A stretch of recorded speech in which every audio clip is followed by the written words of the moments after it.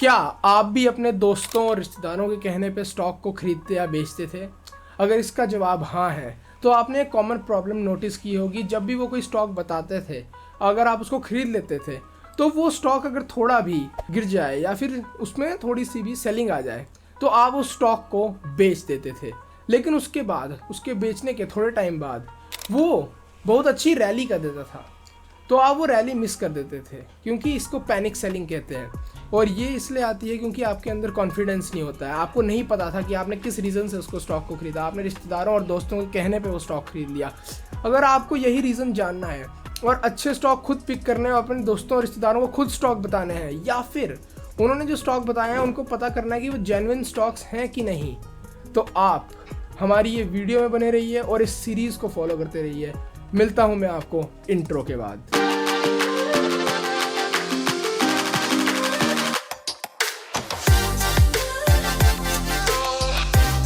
तो हम आ गए हैं अपने फर्स्ट पॉइंट की तरफ। फर्स्ट पॉइंट है व्हाट इज स्टॉक मार्केट। क्या होता है स्टॉक मार्केट?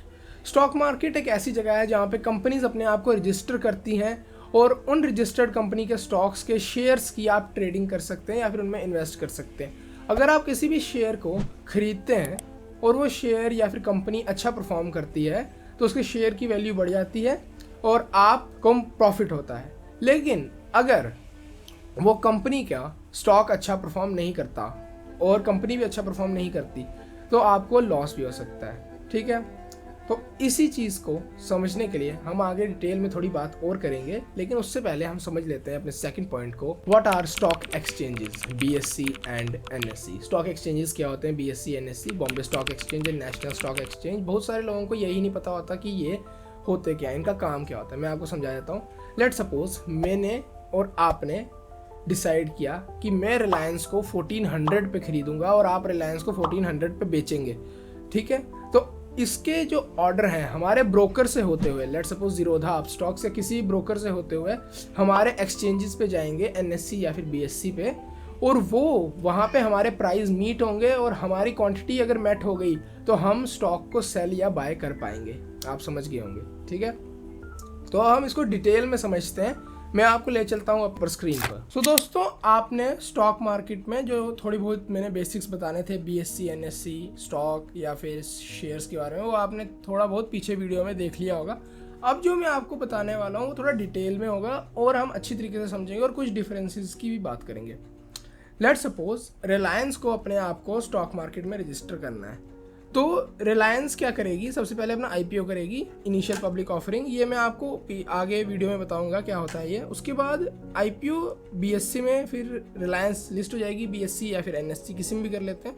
रिलायंस लिस्ट हो जाएगी और उसके बाद रिलायंस जो स्टॉक है उसके जो शेयर्स हैं हम उसकी ट्रेडिंग कर सकेंगे। ठीक है, तो आप बोलोगे मैंने रिलायंस स्टॉक और शेयर अलग अलग क्यों बोला? स्टॉक और शेयर तो एक ही चीज़ होती है, लेकिन नहीं, स्टॉक और शेयर्स अलग अलग चीज़ें होती है। लेट सपोज मैंने आपको बोला 5 स्टॉक्स हैं आपके पास, तो अगर 5 अलग अलग कंपनीज के स्टॉक्स हो सकते हैं। ठीक है ना, लेकिन आपको मैं बोलूँ अगर आपके पास 5 शेयर्स हैं तो आपके पास एक ही कंपनी के 5 शेयर्स होंगे। यहाँ पे क्या है? 5 स्टॉक्स हैं, 5 अलग अलग कंपनियां हैं। 5 स्टॉक 5 अलग अलग कंपनियों को रिप्रेजेंट करते हैं और 5 शेयर्स एक ही कंपनी के हो सकते हैं। ठीक है, तो इसको थोड़ा सा और डिटेल में समझने के लिए हम नेक्स्ट पेज पे चलते हैं। सो लेट्स सपोज हमने 5 स्टॉक्स ले लिए हैं, Tata, Infosys, ITC, HUL and Zomato. Let's suppose इनके सिर्फ और सिर्फ 100 ही स्टॉक्स रजिस्टर हुए हैं आज तक। सिर्फ 100 स्टॉक हैं, सारी की सारी कंपनीज के 100 ही स्टॉक से रजिस्टर हुए हैं और आपके पास हर स्टॉक का मीन्स कंपनी जो है एक स्टॉक को रिप्रेजेंट, मैंने आपको पहले ही बोला एक कंपनी जो है वो स्टॉक को रिप्रेजेंट करती है। सो अगर हर एक स्टॉक का एक एक शेयर है। ठीक है, 1 शेयर, 100 शेयर्स में से आपके पास 1 शेयर सबका है। ठीक है, तो आपने क्या किया कि आप 1% के मालिक हैं हर किसी स्टॉक में। ठीक है ना, तो आप अब समझ जाएंगे स्टॉक और शेयर्स का डिफरेंस। ठीक है, लेकिन लेट सपोज जोमैटो के, जो हमने पहले ही बात कर ली है, सबके 100 शेयर्स हैं, तो जोमैटो के 100 शेयर्स में से आपके पास 5 शेयर्स हैं। ठीक है, तो 5 शेयर्स हैं मीन्स आप जोमैटो में 5% के मालिक हो गए। तो सिंपल बात यही है, एक स्टॉक जो होता है वो एक कंपनी को रिप्रेजेंट करता है, और एक जो शेयर होता है वो स्टॉक के मींस सब पार्ट होते हैं, स्टॉक के सब पार्ट्स जिनको आप खरीदते और बेचते हैं। कभी भी स्टॉक खरीदा और बेचा नहीं जाता है, आप शेयर्स को खरीदते बेचते हैं, ठीक है ना, समझ गए होंगे आप। तो अब हम बात करते हैं कि आप प्रॉफिट एंड लॉस कैसे करते हैं मार्केट में। सो लेट्स सपोज रिलायंस जो है उसके एक शेयर की वैल्यू 1400 या 1409 चल रही है आज जब मैं वीडियो रिकॉर्ड कर रहा हूँ। तो 1400 का एक स्टॉक है रिलायंस का जिसकी वैल्यू है 1400, ठीक है। तो आपने क्या किया, 10 शेयर्स खरीद लिए, ठीक है, रिलायंस के। तो आपने 10 शेयर्स खरीद लिए रिलायंस के, और रिलायंस की वैल्यू पहुंच गई अगले दिन या फिर थोड़े टाइम में ही 1410 पहुंच गई रिलायंस के स्टॉक की वैल्यू। तो आपका प्रॉफिट कितना हो गया, 100 रुपीज़ का आपको गेन हो गया, ठीक है। लेकिन अगर रिलायंस के स्टॉक की वैल्यू 1390 चली जाती है तो आपको 100 रुपीज़ का लॉस भी हो सकता है। तो ऐसे ही मार्केट वर्क करती है। अब आप समझ गए होंगे प्रॉफिट एंड लॉस कैसे होता है मार्केट में, और स्टॉक एंड शेयर्स का डिफरेंस क्या होता है। अगर आपको फिर भी समझ नहीं आया आप मेरे को कमेंट डाउन कर सकते हैं, क्या समझ नहीं आया वो मैं आपको फिर समझा दूंगा। लेकिन कुछ चीज़ें मैं आपको फिर बता देता हूँ कि जैसे कि स्टॉक क्या होता है, कंपनीज होती हैं, और 5 शेयर जब आप बोलोगे तो वो एक ही कंपनी के होंगे, ठीक है। तो बढ़ते हैं वापस वीडियो पे। सो हम बात करेंगे ट्रेडिंग और इन्वेस्टिंग के बारे में, और यही हमारा थर्ड पॉइंट भी है। सो ट्रेडिंग क्या होती है और इन्वेस्टिंग क्या होती है। पहले हम इन्वेस्टिंग की बात कर लेते हैं। इन्वेस्टिंग एक ऐसी चीज़ है जहाँ पे आप किसी भी स्टॉक को खरीद के लॉन्ग टर्म का फ्यूचर बना के उसको खरीद के रख लेते हैं। लेट्स सपोज आपने रिलायंस को सोचा कि रिलायंस अच्छा परफॉर्म करेगा इन नेक्स्ट 6 मंथ्स या फिर 12 मंथ्स, तो ये हो गई शॉर्ट टर्म इन्वेस्टिंग। आपने 1 साल के लिए रिलायंस को खरीद लिया, और आपको फंडामेंटल आपने उसके एनालिसिस देखे जो हम नेक्स्ट वीडियो में बात करेंगे फंडामेंटल एनालिसिस की, तो ये हो गई शॉर्ट टर्म इन्वेस्टिंग।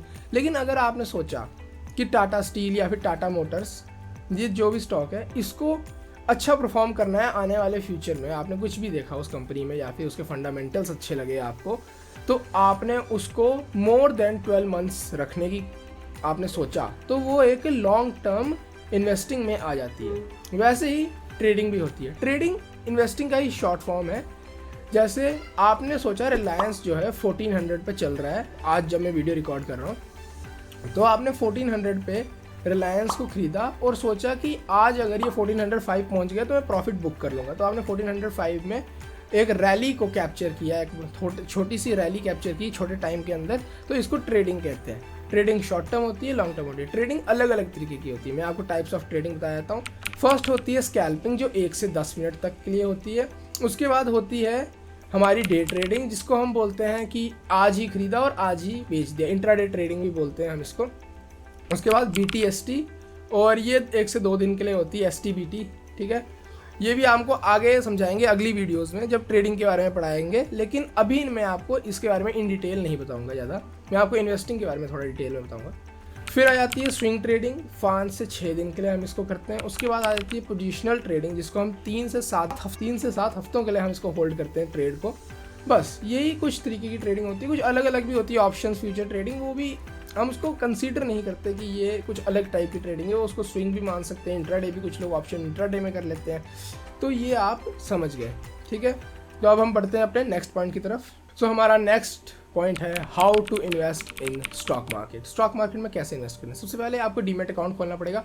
आप किसी ब्रोकर के अंदर खोल सकते हैं। मैं आपको रिकमेंड करूंगा आपको कम से कम 2 ब्रोकर रखने चाहिए, एक आपकी इन्वेस्टमेंट के लिए और एक आपकी ट्रेडिंग के लिए। दोनों अलग अलग रखने का फ़ायदा क्या होता है, आपको थोड़ा आसानी हो जाती है बाद में टैक्स फाइलिंग में एक्सेट्रा। और आपको मैं एक और बात बता दूं, अगर मैं आप मेरे से रिकमेंडेशन चाहते हैं किसी ब्रोकर की, तो मैं इन्वेस्टिंग के लिए ग्रो को यूज़ करता हूँ, लेकिन मैं कोई रिकमेंड नहीं कर रहा हूँ। मैं मीन्स आपको बस सिर्फ बता रहा हूँ मैं क्या यूज़ करता हूँ। मैं ग्रो यूज़ करता हूँ फॉर SIPs और मेरे म्यूचुअल फंड्स के लिए, और मैं अपस्टॉक्स और ज़ीरोधा को यूज़ करता हूँ ट्रेडिंग के लिए, क्योंकि ये थोड़े अच्छे प्लेटफॉर्म है। कभी कभी क्या होता है ना, मैं 2 क्यों यूज़ करता हूँ, कभी किसी एक में चलना बंद हो जाता है या फिर कोई एक ब्रोकर बंद हो जाए तो आप दूसरे ब्रोकर में शिफ्ट कर सकते हैं। तो इसलिए हम 2 ब्रोकर्स को रखते ही हैं कम से कम। आप इसके यूट्यूब पे बहुत सारी वीडियोस देख सकते हैं, बहुत सारे हमारे चैनल्स हैं जो बताते हैं कि कहाँ से कंपैरिजन वेबसाइट्स भी होती हैं। मैं किसी कंपैरिजन वेबसाइट का लिंक नीचे डिस्क्रिप्शन में दे दूंगा, आप देख लीजिएगा। और अब हम आगे बढ़ते हैं और बात करते हैं और क्या तरीके हैं स्टॉक मार्केट में इन्वेस्ट करने के। मैं सेफ टू हाई रिस्क की तरफ जाऊँगा। सबसे पहले हमारे पास म्यूचुअल फंड आ जाते हैं। म्यूचुअल फंड्स क्या होते हैं, आप अपने पैसे को एक एसेट मैनेजमेंट कंपनी के थ्रू अपने स्टॉक मार्केट में लगाते हैं। मीन्स एसेट मैनेजमेंट कंपनी के पास बहुत सारे पैसे होते हैं, तो वहाँ पे एक बहुत पढ़े लिखे लोग होते हैं, मीन्स जिन्होंने बहुत ज़्यादा मार्केट को स्टडी किया होता है, 10-15 ईयर्स का एक्सपीरियंस होता है, वो लोगों के हाथ में आपके पैसे जाते हैं और वो लोग इन्वेस्ट करते हैं आपके बिहाफ पे। आपको म्यूचुअल फंड भी खुद के रिसर्च करके ही देखना पड़ेगा। मैं आपको अगले जब वीडियोस आएंगी म्यूचुअल फंड्स के ऊपर, तो उस पर आपको मैं फुल डिटेल में बता दूंगा म्यूचुअल फंड्स में कैसे आपको क्या देखना चाहिए, क्या एक्सपेंस रेशियो एक्सेट्रा, बहुत सारी चीज़ें मैं आपको बता दूंगा। उसके बाद ETF ही होता है, म्यूचुअल फंड जैसा ही होता है, लेकिन ETF क्या होता है, आप इसकी ट्रेडिंग कर सकते हैं। मीन्स आज खरीदा आज ही बेच दिया, आज खरीदा 2 हफ्ते बाद बेच दिया। ETF की फुल फॉर्म होती है एक्सचेंज ट्रेडेड फंड्स। अब मैं आपको बताता हूँ इन दोनों में छोटा सा ये डिफरेंस है। ये किन लोगों के लिए, म्यूचुअल फंड उन लोगों के लिए जो अपने अंदर पेशेंस नहीं रख सकते, मार्केट क्रैश हो गया बड़ी जल्दी, उनको SIPs अपनी क्लोज करनी है, उनको इन्वेस्टमेंट बंद करनी है, तो वो लोग म्यूचुअल फंड्स को ले सकते हैं। म्यूचुअल फंड्स क्या है ना, आपके पैसे हर दिन आपके अकाउंट से कटते रहेंगे, हर हफ्ते या फिर हर महीने, जिस जैसे टाइम फ्रेम में आपने लगाया होगा पैसे। मंथली भी लगा सकते हैं आप, वीकली भी लगा सकते हैं। तो अगर आप कंसिस्टेंट नहीं रहते हैं, रोज़ मार्केट को नहीं देखते हैं, रोज़ आप चार्ट देखने का टाइम नहीं होता है, तो आप म्यूचुअल फंड्स को ले सकते हैं और ये आपके बैंक अकाउंट से हर दिन, जिस दिन आपने डेट सिलेक्ट की होगी उस दिन पैसे कट जाएंगे और आपके इन्वेस्ट हो जाएंगे स्टॉक मार्केट में। अब ETFs किस लोगों के लिए, जैसे हम जैसे लोग हैं जो ट्रेडर्स हैं या फिर जो स्टॉक मार्केट के, जिनका काम स्टॉक मार्केट के रिलेटेड है, जो हर दिन इन्हीं चीज़ को देखते रहते हैं, वो ETFs में इन्वेस्ट कर सकते हैं, क्योंकि उनके पास हर दिन टाइम है, वो रिसर्च करते हैं कि थोड़ी सी मार्केट अब 5% क्रैश कर गई है, 3% क्रैश कर गई है, आज पैसे लगा देते हैं। तो इसमें कोई ज़्यादा फ़र्क नहीं आता है, रिटर्न का पॉइंट्स में फ़र्क आता है, लेकिन आपको अगर कंसिस्टेंसी बना के रखनी है अपने अंदर और आपको पता है कि आप पेशेंटली वेट कर सकते हैं लॉन्ग टर्म के लिए और आपको रोज़ रोज़ मार्केट नहीं देखनी है, तो आप म्यूचुअल फंड को चूज़ करें, वरना आप ETF भी चूज़ कर सकते हैं, आपकी मर्जी है। इन दोनों पे हम वीडियोस लाएंगे आगे डिटेल में समझाने के लिए क्या देखना होता है इनमें और क्या चीज़ नहीं देखनी होती। अब हम बात करते हैं डायरेक्ट स्टॉक इन्वेस्टिंग।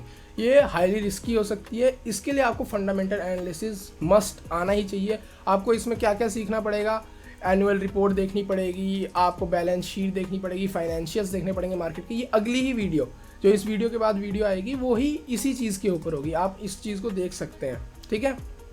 इसके बाद हम बात करते हैं अपने इनिशियल पब्लिक ऑफरिंग की। ये IPO होता है, ये मोस्ट रिस्की माना जाता है आज तक, और मैं भी बहुत कम होता है IPO लेता हूँ या फिर IPO के में इन्वेस्ट करता हूँ, ठीक है। तो मैं आपको एक बात बता दूँ, एक मैंने YouTube पे ही देखा था। IPO क्या होता है कि एक वो थे हमारे, मेरे को नाम नहीं याद आ रहा मेरे को, आई एम सॉरी, लेकिन उन्होंने कहा था कि जो अच्छे IPO होते हैं वो कभी मिलते नहीं हैं और ख़राब वाले मिल जाते हैं। जैसे पेटीएम सबको मिल गया था, उनकी यही शब्द थे उनके, तो आप जानते होंगे अगर उनको, तो आपको पता होगा। तो ये कहावत बिल्कुल सही है, अच्छे IPO नहीं मिलते। टाटा का IPO किसी को नहीं मिलता, बहुत रेयर चांस है आपको टाटा का IPO मिल जाए, किसी टाटा कंपनी का, तो आप समझ सकते हैं। उसके बाद अब हम अपने लास्ट पॉइंट पे चलते हैं। अब आपको क्या क्या सीखना चाहिए इन चीज़ों में इन्वेस्ट करने के लिए। जैसे मैंने स्टार्टिंग में ही बोला था आपको इंट्रो में कि दोस्तों या रिश्तेदारों से नहीं पूछना है, तो आप क्या क्या चीज़ें सीख सकते हैं यहाँ पे।